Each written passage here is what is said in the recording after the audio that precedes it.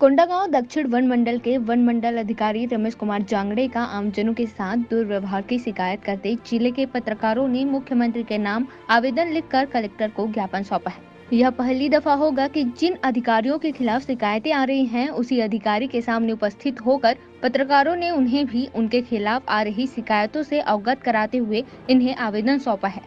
मैं बता दूं कि कोंडागांव जो है एक सांस्कृतिक नगरी और शिल्प नगरी के नाम से जाना जाता है।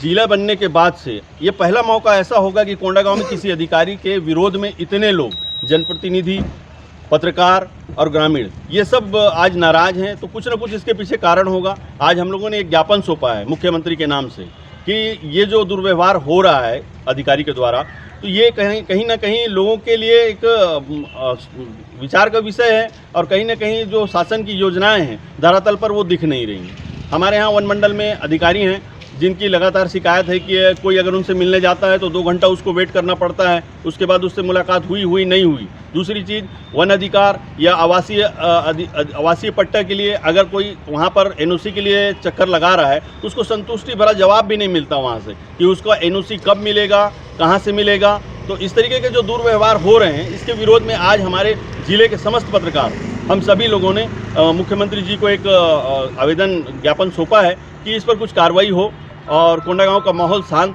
था और शांत रहे, ताकि आने वाले समय में किसी प्रकार की कोई आंदोलन या किसी प्रकार का किसी के साथ कोई क्षति ना हो। तो बस इतना ही कहना चाहूँगा।